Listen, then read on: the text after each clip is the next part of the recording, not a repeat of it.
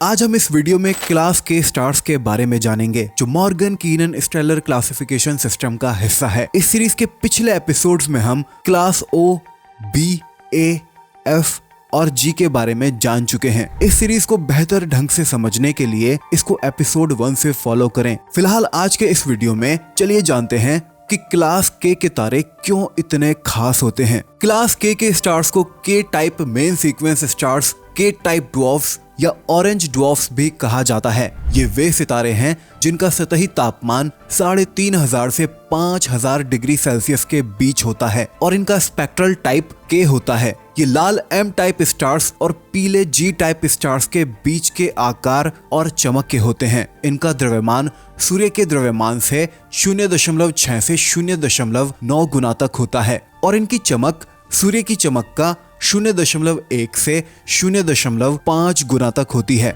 दायरे में भी यह तारे हमारे सूर्य से छोटे या लगभग बराबर होते हैं। इन तारों में बहुत ज्यादा कमजोर हाइड्रोजन लाइंस देखने को मिलती हैं। क्लास के स्टार्स के कुछ उदाहरण हैं सिग्मा ड्रैकोनिस, एप्सिलॉन एरिडानी और 61 सिग्नी ए। ये मॉर्गन कीनन सिस्टम के एंकर पॉइंट्स हैं, यानी ये वे स्टैंडर्ड स्टार्स होते हैं जो के टाइप स्टार्स के स्पेक्ट्रल और चमक की क्लासेस को परिभाषित करते हैं। क्लास के स्टार्स एक्स्ट्रा टेरेस्ट्रियल लाइफ की तलाश में वैज्ञानिकों के बीच विशेष रूप से दिलचस्पी रखते हैं, क्योंकि ये तारे अपने मेन सीक्वेंस फेज पर बहुत लंबे समय तक स्थिर बने रहते हैं। कितने? 17 से 70 अरब सालों तक। इन तारों की तुलना में हमारे सूर्य जैसे तारे महज 10 से 12 अरब सालों तक ही अपने मेन सीक्वेंस फेज में रहते हैं। इसका मतलब है कि ये अपने इर्द गिर्द ऑर्बिटिंग प्लैनेट्स पर जीवन के विकास और उसको सींचते रहने के लिए काफी लंबा समय प्रदान करते हैं। ये दूसरे प्रकार के मेन सीक्वेंस तारों की तुलना में हमारी आकाशगंगा में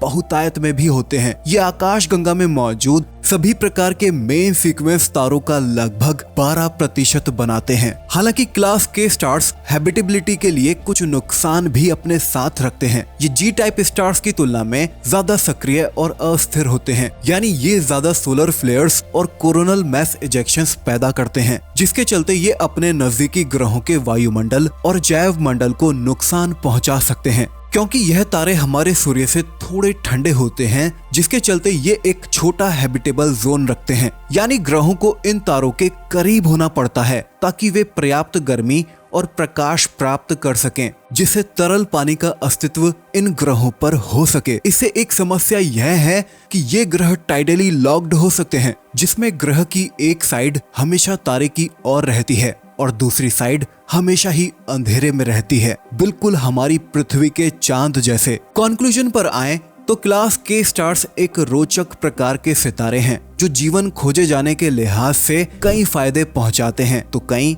नुकसान भी। ये मॉर्गन कीनन स्टेलर क्लासिफिकेशन सिस्टम का हिस्सा हैं, जो एक तरीका है सितारों को उनकी स्पेक्ट्रल विशेषताओं और चमक के आधार पर वर्गीकृत यानी कैटेगराइज करने का। मुझे उम्मीद है कि आपको यह वीडियो पसंद आया होगा और अगर आया हो तो कृपया लाइक, शेयर और इसी तरह के नॉलेजेबल वीडियोस के लिए चैनल को सब्सक्राइब जरूर से करें। वीडियो देखने के लिए आपका धन्यवाद। मैं आपसे मिलूंगा अब इस सीरीज के अगले एपिसोड में।